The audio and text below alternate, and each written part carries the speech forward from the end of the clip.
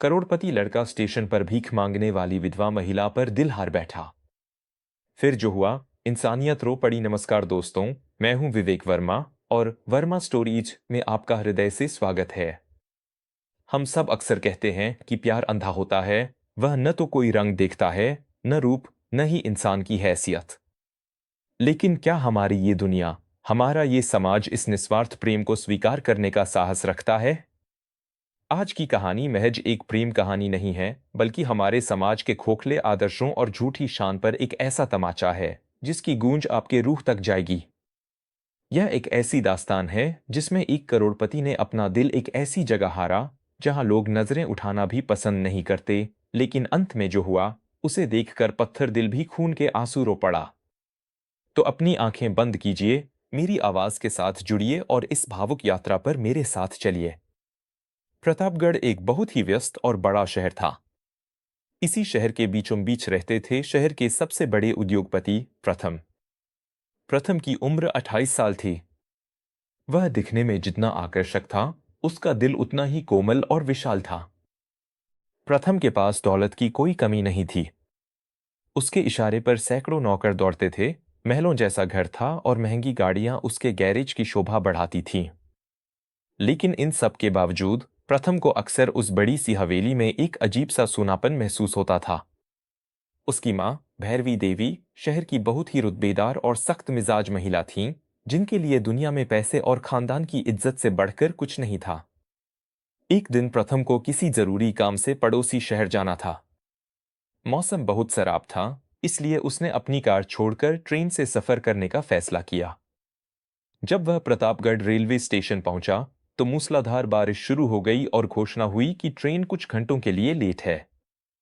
प्रथम VIP waiting room में जाने के बजाय स्टेशन के एक शांत कोने में खड़ा होकर बारिश दिखने लगा।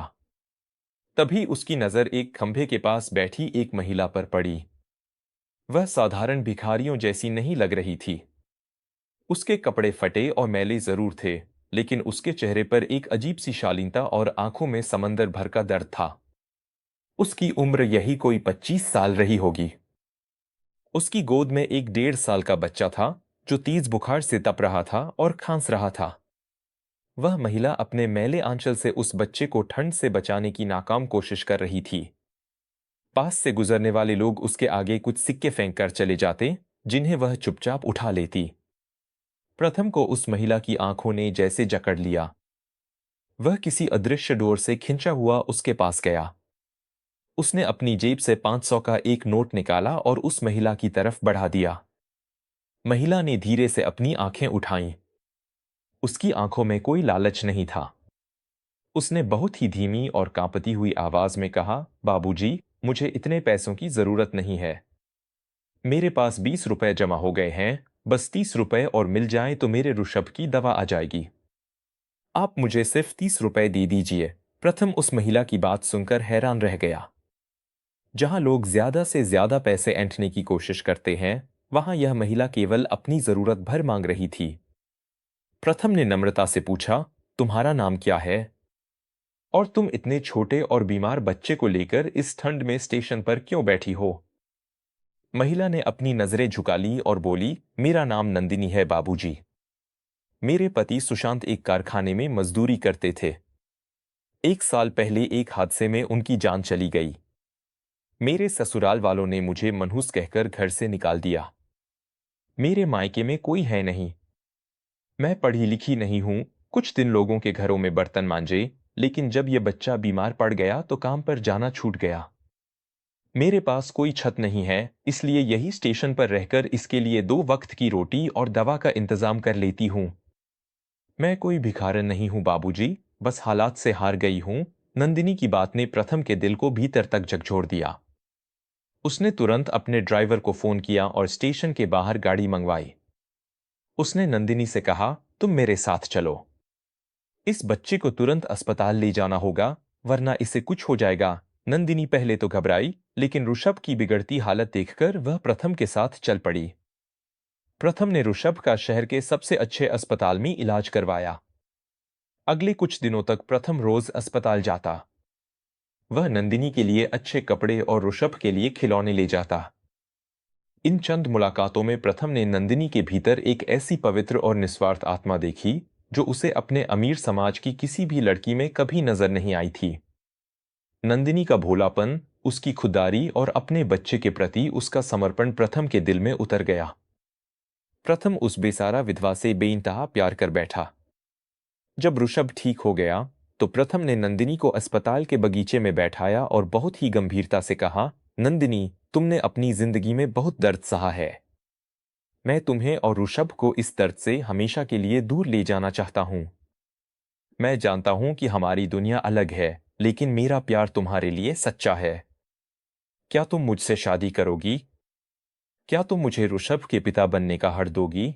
नंदिनी यह सुनकर फूट फूट कर रोने लगी। उसने हाथ जोड़ लिए और कहा, बाबूजी, आप देवता समान हैं, लेकिन मैं एक अभागिन हूं। सड़क की धूल कभी महलों का श्रृंगार नहीं बन सकती। आपका समाज, आपका परिवार मुझे कभी नहीं अपनाएगा। मेरे कारण आपकी इज्जत मिट्टी में मिल जाएगी। मुझे वापस उसी स्टेशन पर छोड़ दीजिए। लेकिन प्रथम ने उसकी एक न सुनी। उसने नंदिनी को भरोसा दिलाया कि वह हर कीमत पर उसकी रक्षा करेगा। प्रथम नंदिनी और ऋषभ को लेकर अपनी हवेली पहुंच गया। जब भैरवी देवी ने अपने बेटे को एक भिखारिन का हाथ पकड़े हवेली के दरवाजे पर देखा तो उनके पैरों तले जमीन खिसक गई। हवेली में तूफान खड़ा हो गया। भैरवी देवी ने चीखते हुए कहा, प्रथम, क्या तुम्हारा दिमाग खराब हो गया है? इस कुलेक्चरे को तुम हमारी खानदानी हवेली में ले आए। एक स्टेशन की भिखारन अब इस घर की बहू बनेगी। समाज हम पर थूकेगा।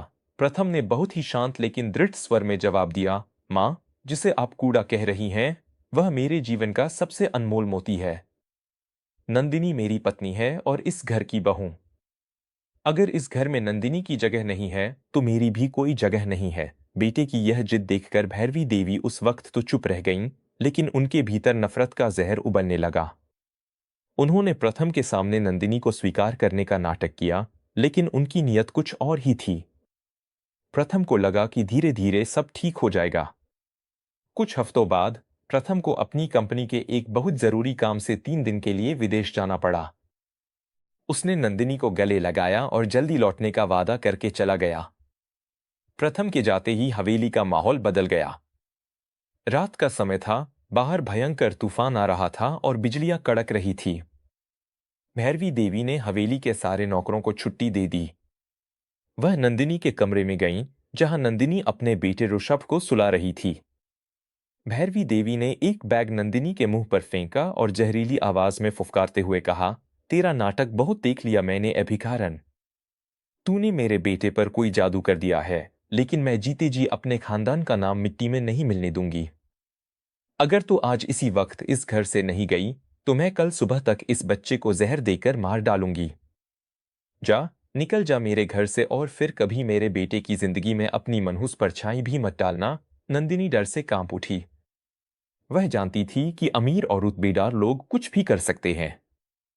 उसे अपनी जान की परवाह नहीं थी, लेकिन अपने बच्चे की मौत की धमकी सुनकर वह टूट गई। उसने सोचा कि उसके कारण प्रथम अपनी मां और समाज से हमेशा के लिए दूर हो जाएगा। अपने प्यार और अपने बच्चे की खातिर नंदिनी ने अपने स्वाभिमान को मारकर चुपचाप हवेली छोड़ने का फैसला किया। वह उसी तूफानी रात में अपने बच्चे को सीने से लगाए बिना किसी गर्म कपड़े के हवेली से बाहर निकल गई। बारिश इतनी भयंकर थी कि सामने का रास्ता भी नजर नहीं आ रहा था। नंदिनी के पास न पैसे थे, न कोई ठिकाना। वह रोते हुए गिरते पड़ते वापस उसी स्टेशन की ओर चल पड़ी जहां से प्रथम उसे लाया था। इधर 3 दिन बाद जब प्रथम वापस लौटा तो हवेली में सन्नाटा था। उसने अपनी मां से नंदिनी के बारे में पूछा। भैरवी देवी ने बहुत ही क्रूरता से मुस्कुराते हुए कहा, वह भिखारन थी बेटा, उसकी फितरत में भागना ही लिखा था। मैंने उसे कुछ पैसे दिए और वह खुशी खुशी अपने बच्चे को लेकर चली गई। वह तुझसे प्यार नहीं करती थी, सिर्फ तेरी दौलत से प्यार करती थी। प्रथम का दिल यह मानने को तैयार नहीं था। वह जानता था कि नंदिनी ऐसी नहीं है। वह पागलों की तरह हवेली से निकला और शहर का चप्पा चप्पा छान मारा। जब वह कहीं नहीं मिली तो उसके कदम उसी प्रतापगढ़ स्टेशन की तरफ मुड़ गए। स्टेशन पर बहुत भीड़ जमा थी। लोग आपस में फुसफुसा रहे थे। प्रथम ने भीड़ को चीरते हुए आगे बढ़ा और सामने जो दृश्य था उसने प्रथम के शरीर से जैसे प्राण ही निकाल लिए। जमीन पर नंदिनी बेसुध पड़ी थी। उसके शरीर पर उसका अपना कोई कपड़ा नहीं था। उसने रात की भयंकर ठंड और बारिश से अपने बच्चे को बचाने के लिए अपने सारे कपड़े उतारकर ऋषभ को लपेट दिया था और खुद को ठंड के हवाले कर दिया था। ऋषभ उस कपड़ों के ढेर में सुरक्षित और जीवित था, लेकिन उस भीषण ठंड और निमोनिया ने नंदिनी की जान ले ली थी। प्रथम चीखते हुए जमीन पर गिर पड़ा। उसने नंदिनी के ठंडे पड़ चुके शरीर को अपने सीने से लगा लिया। प्रथम फूट फूट कर रोते हुए चिल्लाया, नंदिनी, आंखें खोलो नंदिनी, देखो मैं आ गया हूं। तुम मुझे छोड़कर कैसे जा सकती हो? स्टेशन पर मौजूद एक चाय वाले ने कांपती हुई आवाज में कहा, बाबूजी, ये बेचारी कल रात उस भयंकर तूफान में यहां आई थी। इसका बच्चा ठंड से नीला पड़ रहा था। इसने अपने शरीर के सारे कपड़े निकालकर अपने बच्चे को लपेट दिया और खुद पूरी रात इस ठंडे फर्श पर सिकुड़ कर बैठी रही। सुबह तक इसकी सांसें रुक चुकी थीं। यह सुनकर प्रथम की चीख से पूरा स्टेशन दहल उठा। वहां खड़े हर इंसान की आंखों से आंसू बह निकले।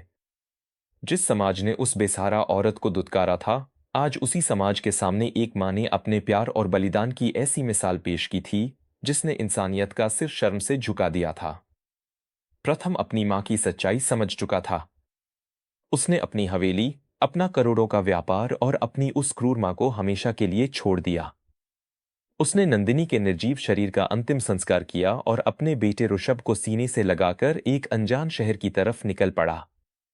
उसने ठान लिया था कि वह अपने बेटे को एक अमीर इंसान नहीं, बल्कि एक ऐसा नेक इंसान बनाएगा जो दूसरों का दर्द समझ सके।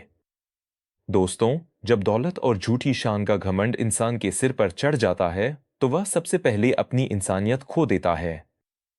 भैरवी देवी ने अपने खानदान की इज्जत तो बचा ली, लेकिन अपना इकलौता बेटा और अपनी आत्मा हमेशा के लिए खो दी। नंदिनी ने जाते जाते दुनिया को यह सिखा दिया कि एक माँ का प्यार और एक औरत का स्वाभिमान दुनिया की हर दौलत से ऊपर है। अगर इस कहानी ने आपके दिल को छुआ हो, तो इसे अपने परिवार और दोस्तों के साथ जरूर साझा करें। शायद यह किसी के दिल में इंसानियत को फिर से जगा दे। वर्मा स्टोरीज पर अपना प्यार ऐसे ही बनाए रखें। मैं विवेक वर्मा आपसे फिर मिलूंगा एक नई कहानी के साथ। तब तक के लिए लोगों से प्यार करें, हैसियत से नहीं। नमस्कार।